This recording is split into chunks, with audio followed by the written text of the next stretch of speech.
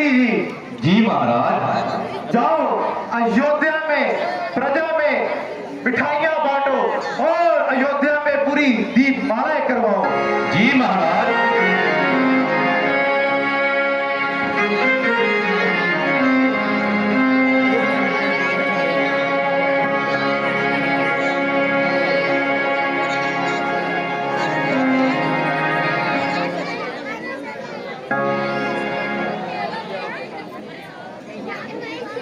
जाइए जाइए, आप महल में जाकर विश्राम कीजिए। जो आज्ञा पिताजी।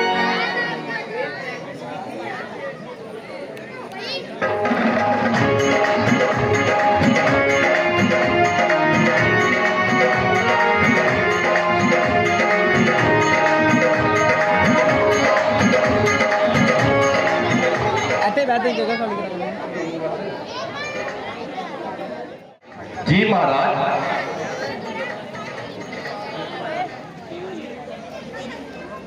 बढ़ती उम्र के कारण मुझसे यह राज्य भाग अब संभाला नहीं जाता। मैंने इस सभा का उत्तराधिकारी अपने पुत्र राम को चुना है। क्या आपको स्वीकार है? हाँ महाराज, हमें स्वीकार है। मंत्री जी। जी महाराज। जाइए जाइए, कल राम का राज्य तिलक होगा। पूरी प्रजा में ढिंढोरा पिटवा दिया जाएगा। जी महाराज।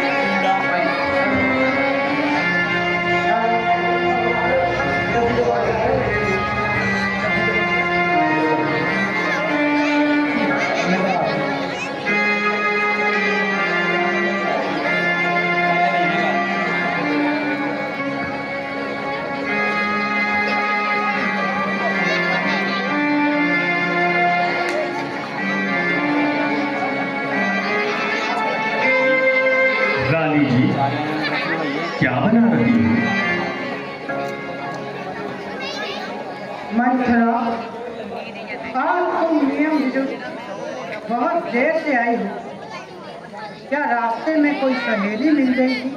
क्या बताऊं, आज दात्री ने ऐसी बात सुनाई जिसे सुनकर मेरे पांव तले की जमीन निकल गई। अरे जरा मुझे भी तो बता, ऐसी कौन सी बात बता गई? अजी क्या बात सुना गई, बस हमारी तुम्हारी शामत आ गई।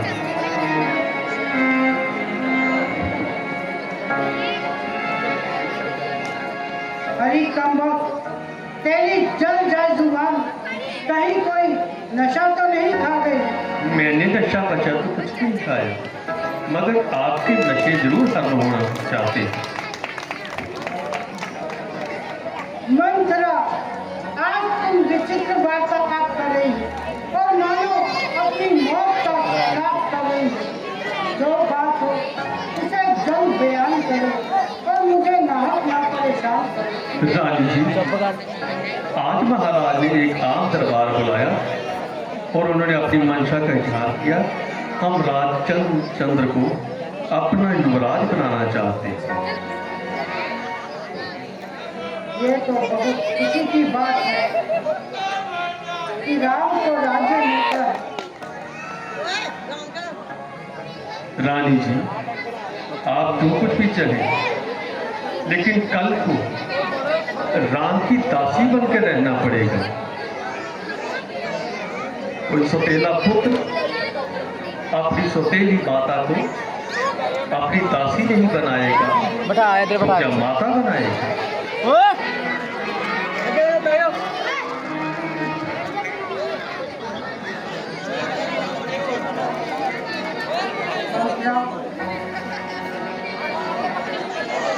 तेरे मारे बात तो ठीक कह रही है। अच्छा मंत्रा, अगर तुम्हारे पास कोई तकलीफ तो तुम ही बताओ। रानी जी, याद कीजिए, आपने युद्ध संग्राम में महाराज चक्षु की जान बचाई थी, उसने आपसे 3 वर मांगे। आज वो समय है, आप उनसे राम को बनवास और भरत को राज्य मांगे। ओए मैं वापस बैठने देना थे। क्या खूब याद दिलाया। अभी मैं अपना क्रिया चरित्र दिखाती और अपनी हथेली पर सरसों जमाती। मंथरा, जाओ और जाकर महाराज को मेरे पक्ष में दे दो।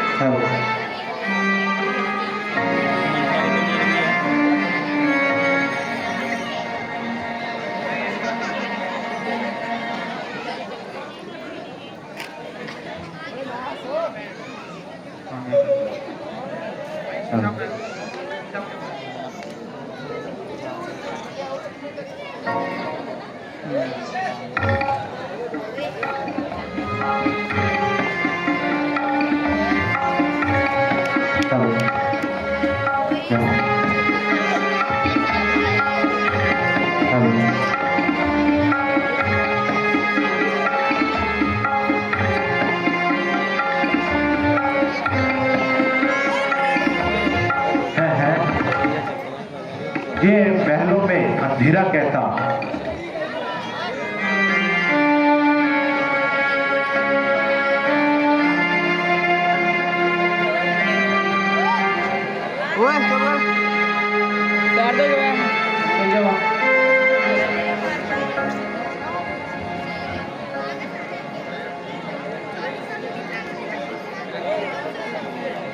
करके सारा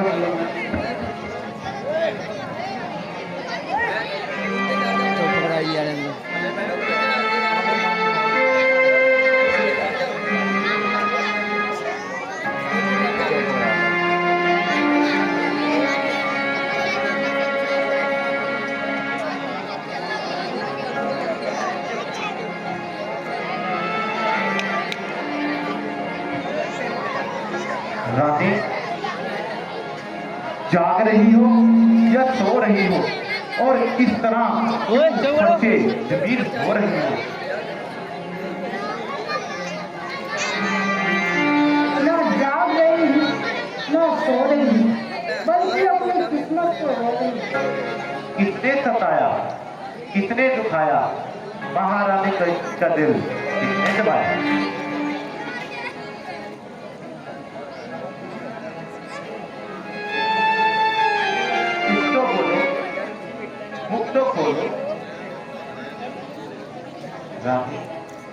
कुछ तो बोलो, मुख तो खोलो। क्या किसी ने तुझे सताया? मंथरा, क्या तुझे कुछ मालूम है कि क्यों रानी इस तरह गुमसुम है? सच सच बता, ये क्या वृत्तांत है? वरना मेरी तलवार और तेरी गर्दन है। प्रातःकाल इनका यही हाल है। ना जाने तबीयत पर कैसा मना। मैंने हरचंद बुलाया और अपना सोच लगाया, मगर क्या मजाल मुझसे बोली और आगे भी बोली।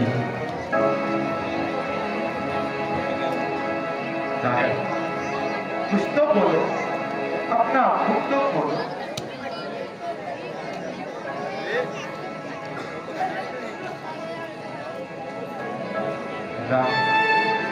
अपना मुख तो खोलो, कुछ तो बोलो।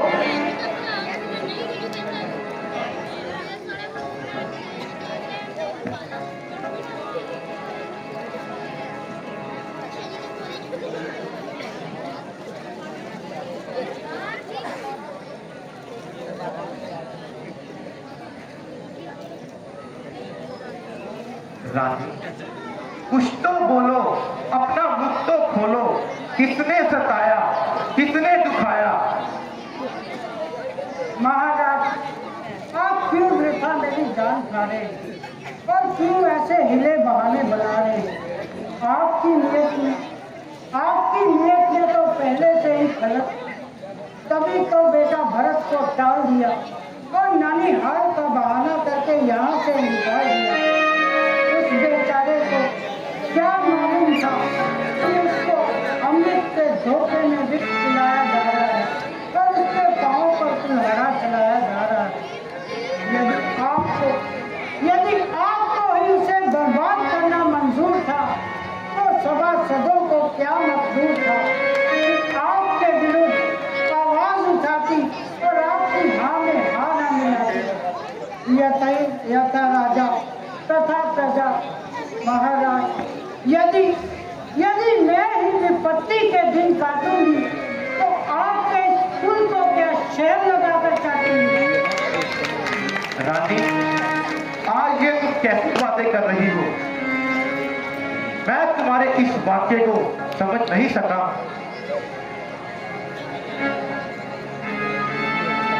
छोड़िए महाराज इन बातों को। क्या आपको याद है कि देवासुर संग्राम के वक्त मैंने आपके प्राण बचाए और जिसके सदके में आपने मुझे 2 वचन दिए? हाँ हाँ रानी, मुझे सब याद है। मैंने तुम्हें उस वक्त 2 वर दिए थे और तुमने उस वक्त ये कहा था कि जब समय आएगा तब वो वर मांगूंगी। तो बस महाराज, अब वो समय आ गया है कि मैं अपने दोनों वचन आपसे मांगूं। हाँ हाँ रानी, बेझिझक होकर मांगो। महाराज, आप एक बार सोच लीजिए, कहीं अपने कॉल से मुकर ना जाइए। रानी, हम भला अपने कुल से कैसे कर सकते हैं? महाराज, मैं फिर से कहती हूँ, तनिक सोच विचार लीजिए, कहीं अपने कॉल से मुकर ना जाइए। रानी, धरती के जीव चाहे आसमान पर चले जाएं, आसमान के जीव चाहे धरती पर उतर आए, मानव समुद्र में हो या पहाड़ों पर जाए, हम वो नहीं जो अपने कॉल से उतर जाए। मांगो रानी, क्या वर मांगती हो? महाराज, मैं फिर से कहती हूँ कि एक बार सोच लीजिए, कहीं अपने कॉल से मुकर ना जाइए। हाँ रानी, मांगो, क्या वर मांगती हो? महाराज, मैं बार बार आपसे कह रही हूँ कि अच्छी तरह से सोच विचार लीजिए, कहीं अपने कॉल से मुकर ना जाइए। रघुकुल रीत सदा चली आई, प्राण जाई पर वचन ना जाए। मांगो रानी, क्या वर मांगती हो? महाराज, आप एक बार राम की कसम खाइए। राम की कसम? फर्शी वाले खज्जर खुखार की कसम, मुझे इस किले दरो दीवार की कसम है। पहली बार आज उस पाक नाम की खाता सौगंध मैं तेरे सामने अपने उस राम की। मांगो रानी, क्या वर मांगती हो? महाराज, मैं अंतिम बार आपसे कहती हूँ, फिर से सोच लीजिए, कहीं अपने कॉल से मुकर ना जाइए। रानी, हम भला अपने कुल से कैसे मुकर सकते हैं? आप बेझिझक होकर मांगिए। महाराज, अगर यदि आपकी जुबान का यही पास है तो भरत को राज तिलक और राम को 14 वर्ष का वनवास है।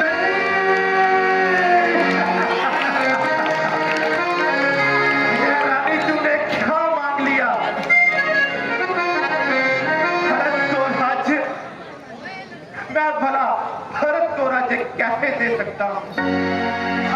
अयोध्या की प्रजा ने राम को अपना राजा स्वीकार कर लिया है। महाराज, मैंने तो आपसे बार बार कहा कि अच्छी तरह से सोच विचार, आपने तो राम की कसम भी खाई। हम आपका पहला पद पूरा कर देते हैं, किंतु ईश्वर के वास्ते आप अपना दूसरा बोल वापिस ले लीजिए। ऐसा मत कीजिए, ऐसा मत कीजिए। नहीं महाराज, आप मुझे यही कॉल दीजिए, मुझको यही कॉल चाहिए। अरे बेवफा, ये सच बता, तेरा राम से क्या बैर है? जहां राम दिल का सरूर है, वहां भरत भी आंखों का नूर है। रानी नूर है।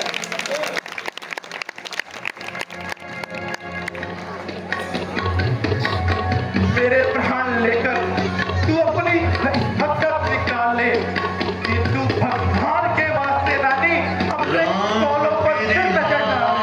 की ज्वाला में जलते नयन सुधा, काहे ककई कर दिया प्राणों पर परिहार। हरि बेवफा मुझे सच बता, हरि बेवफा मुझे सच बता, तुझे राम से क्या बैर है? क्या भरत बेटा बहुत है? क्या भरत बेटा बहुत है?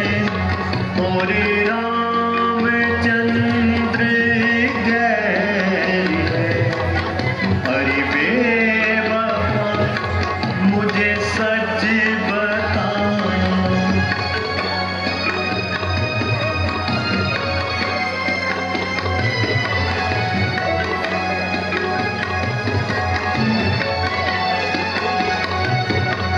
जहाँ राम दिल का सरूर है, वहाँ बलिया का नूर है।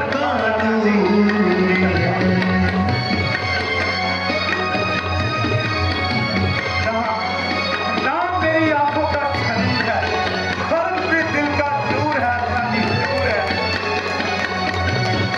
जहाँ राम दिल का सरूर है, वहाँ भरतिया का नूर है। हाँ, इतनी बात जरूर है कि वो मुस्तफक दिलगीर है। अरे बेवफा ये सच बता।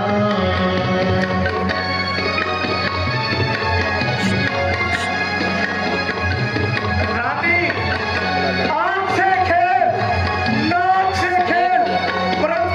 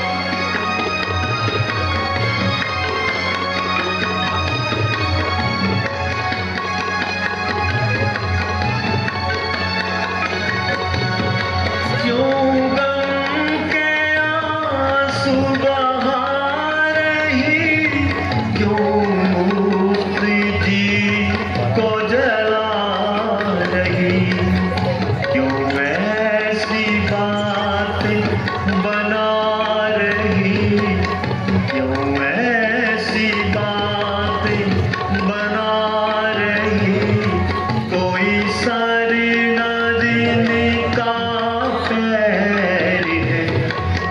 अरे बेवफा मुझे सच बता, तुझे राम से क्यों बैर है? क्या मर्द बेटा बहुत है और रामचंद्र गैर है। अरे बेवफा मुझे सच बता, अरे बेवफा मुझे सच बता। गिरी बिजली आकाश से सीना फट क्यों नहीं जाता? पड़ रहे हैं कुल्हाड़े सर पर, सर फट क्यों नहीं जाता?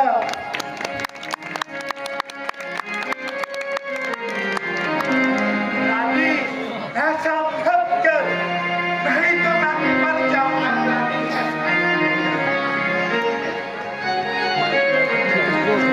राम भी मुझे यह जीवन अच्छा लगता नहीं। राम के बिना मैं एक भी पल जी सकता नहीं था।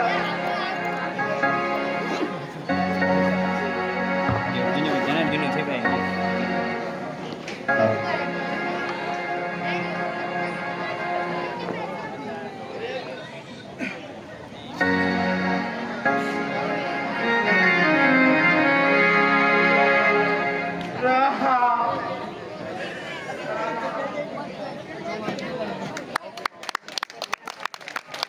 जाओ, कोई राम को बुला कर लाओ। पिताजी, आपका सेवक उपस्थित है, कहिए क्या आज्ञा है?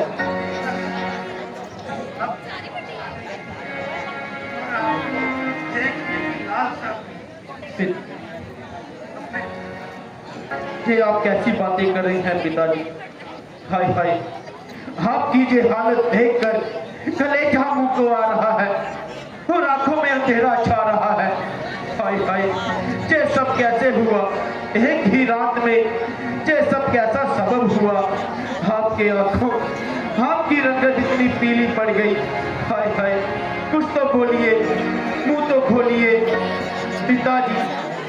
अरे आपकी मुंह से तो कुछ बात समझ नहीं आती। अरे कोई तो बतलाओ माता जी, आखिर क्या माजरा है? पिताजी की हालत इस प्रकार कैसे हुई? राका बेटा, बात तो कुछ भी नहीं। माता जी शीघ्र बतलाइए और मेरा संदेह मटाइए। बेटा, बात तो मामूली सी है, यदि पूरी करो तो बताओ, वरना बैठा ही अपना सिर। माता जी, आश्चर्य है कि आज आप किस प्रकार की गुफ्तगू कर रही हैं और बिना बात करने से डर रही हैं।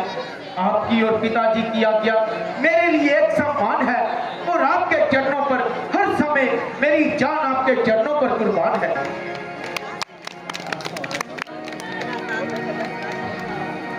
राम, महाराज ने स्वयं ये इकरार किया था,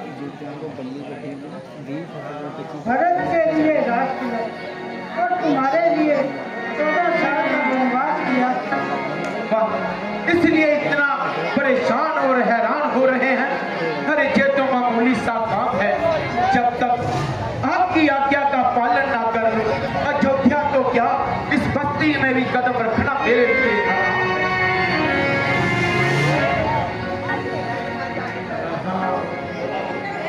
मेरे पुत्र बेटा, तो शिखर बन जाने की तैयारी करो। तुम्हें देखो, महाराज को कलेश होता है और उनका दुख और भी विशेष होता है। मेरे पुत्र पिताजी, आप जरा धैर्य से काम लीजिए और माता के कहीं पर ये दोष मत लगाइए। मैं आपको वचन देता हूँ कि 14 वर्ष समाप्त होते ही तत्काल आऊंगा और हरगिज़ एक पल की देर नहीं लगाऊंगा। नहीं राम, ऐसा मत करो राम। राम, ओ मेरे पुत्र राम, बैठो मेरे लाल, मैं अभी आती हूँ और तुम्हारे लिए कुछ खाने को लाती हूँ। बस माता जी, खाने पीने से क्षमा कीजिए और जरा शीघ्र आज्ञा दीजिए। ना बेटा ना, अधिक देर ना लगाऊंगे, मगर थोड़ा सा और अवश्य कराऊंगे, क्योंकि आज तुम्हें राज तिलक की शुभ रस्म होनी है और वहाँ निराहार जाना एक प्रकार की बदशगुनी है। बस माता जी, खाने पीने से क्षमा कीजिए। राज तिलक का जो वचन निकलना था वह तो कब का निकल चुका। बजाय अयोध्या के अब मुझे जंगल का राज्य मिल गया। बेटा, ये कैसे अशुभ वचन मुख से निकाल रहे हो और वृथा मेरी जान को चिंता में डाल रहे हो।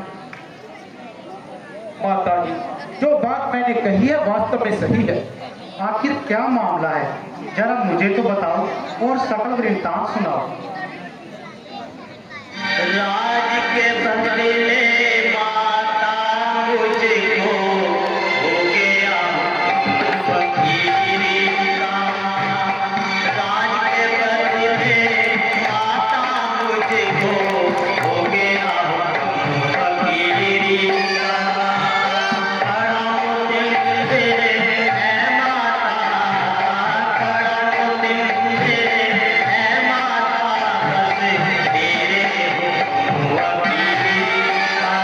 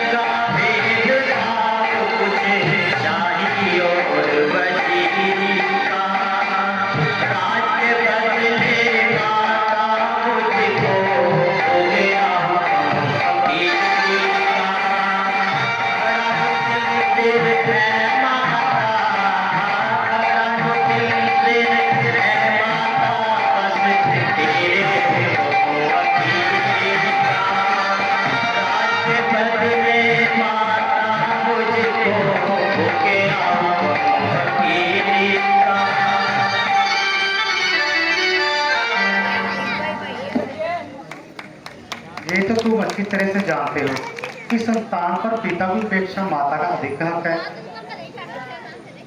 चुप कराइए तुम। इसमें क्या संदेह है? तो स्वामी जी की उपेक्षा तुम पर मेरा हक ज्यादा है। जब मैं मान चुका हूँ, वाणी से या दिल से? दिल से नहीं, बल्कि सच्चे दिल से। तो अच्छा, मेरा हुक्म है, तुम वन ना जाओ, मगर कुछ कारण भी तो बतलाओ। फिर वही अगर मगर का सवाल है। माता जी, आप धैर्य से काम लीजिए। वह किस तरह? वह इस तरह कि पिताजी, मेरे पिताजी और आपके वो स्वामी है।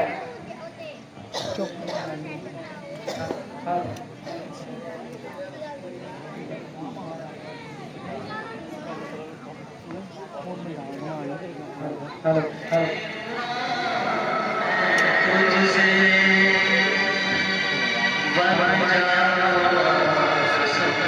तुझको कैसे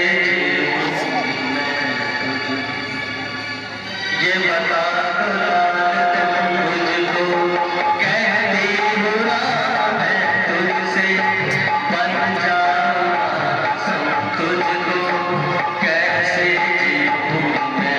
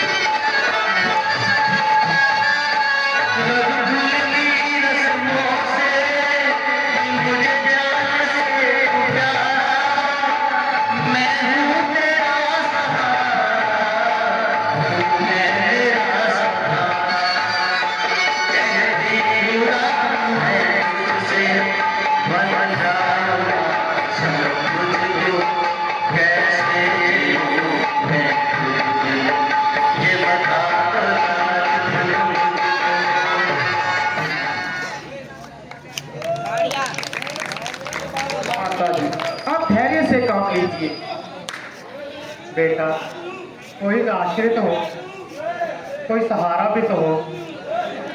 जब जब वह दिन नहीं रहे तो वो दिन भी नहीं रहेंगे। अच्छा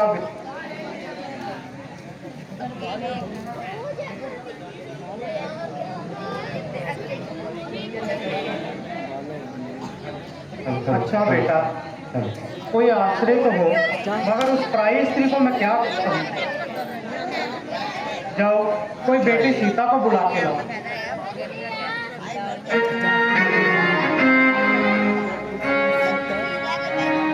हेलो हेलो हेलो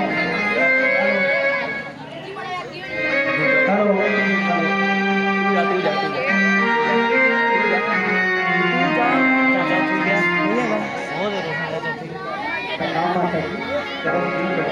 बताइए, मेरे लिए क्या आ गया?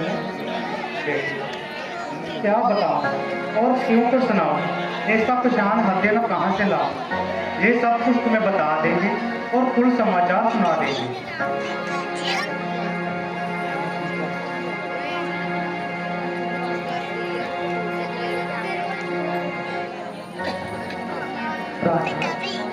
ये माता जी क्या फरमा रही है और इस कदर आंसू बहा रही है? क्या दादी की कोई शिकायत है जो इस तरह से वृथा रंज करती है? वरना बात तो साधारण सी है।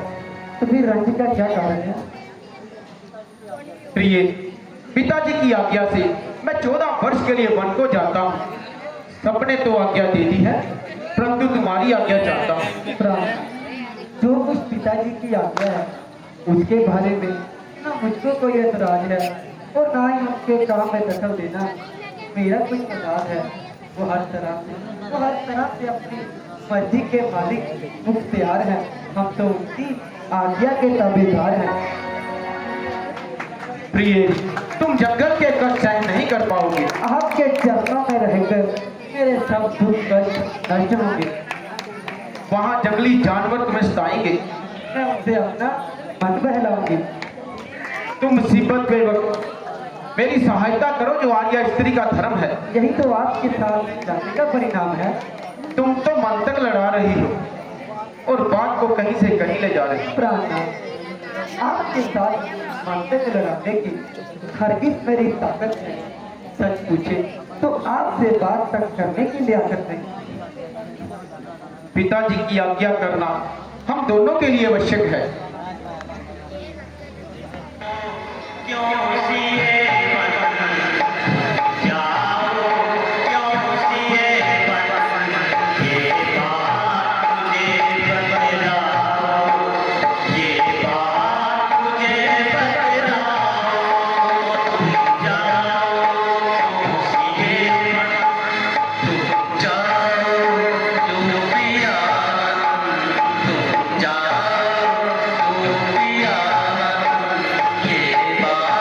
मुझे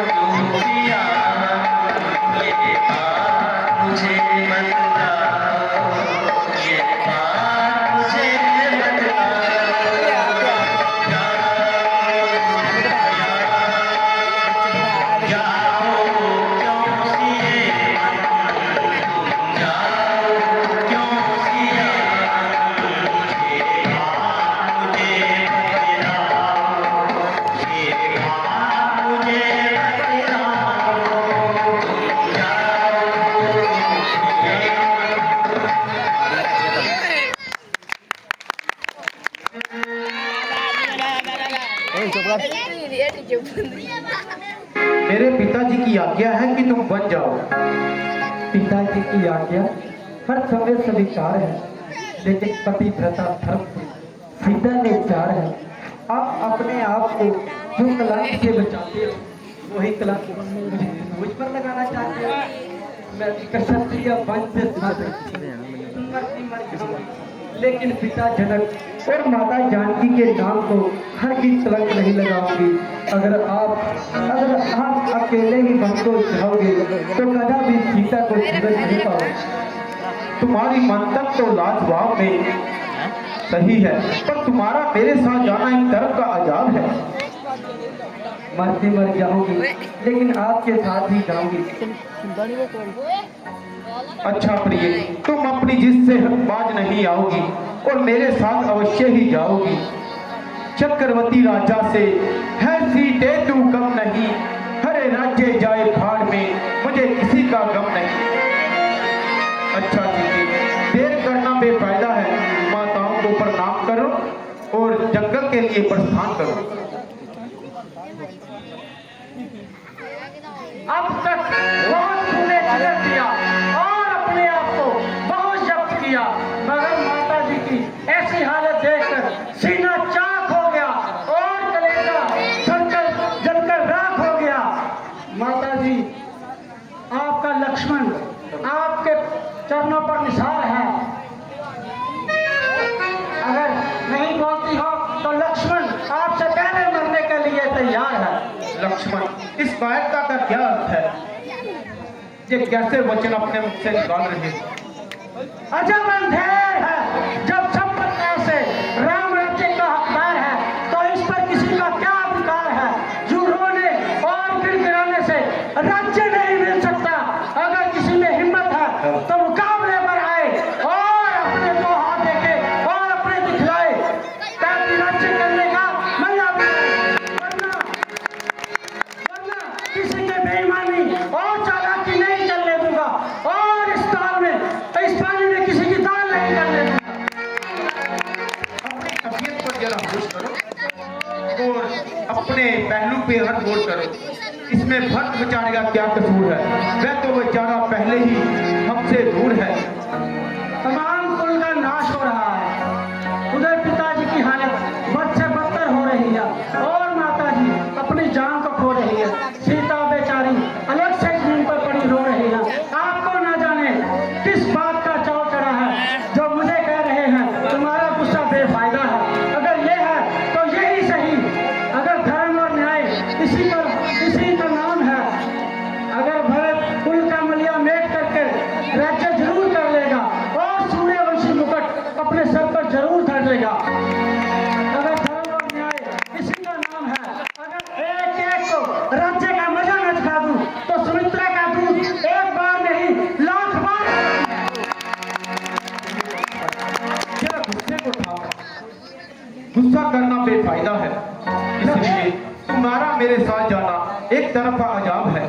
तुम यहाँ रहकर भरत के साथ उसका राजपाट में उसका हाथ बटाओ। बहुत अच्छा। अगर रघुकुल की यही रस्म है तो अयोध्या में रहना मेरे लिए भी कसम है। जीते जी आपका साथ नहीं छोड़ सकता और हर अवस्था में आपकी रिफाकत से मुंह नहीं मोड़ सकता। जब तुम भी मेरे साथ जाओगे तो भरत का क्या हाल होगा? भरत से पहले लक्ष्मण मरने के लिए तैयार है। लगता है तुम अपनी हट से बाज नहीं आओगे और तुम हमारे साथ अवश्य ही जाओगे। अब देर करना बेफायदा है। माताओं को प्रणाम करो और जंगल के लिए प्रस्थान करो। भ्राता जी, आपकी आज्ञा शिरोधार्य है, मगर अयोध्या में रहने के लिए लक्ष्मण समर्थ है। आपकी जुदाई का सदमा सहन नहीं कर सकता। अगर आप मुझको यहाँ छोड़ जाएंगे, जिस्म तो जरूर चला जाएगा, यही रह जाएगा, मगर प्राण आपके साथ जाएंगे। चलो जंगल के लिए प्रस्थान करते हैं। माताओं को प्रणाम करो और जंगल के लिए प्रस्थान करो।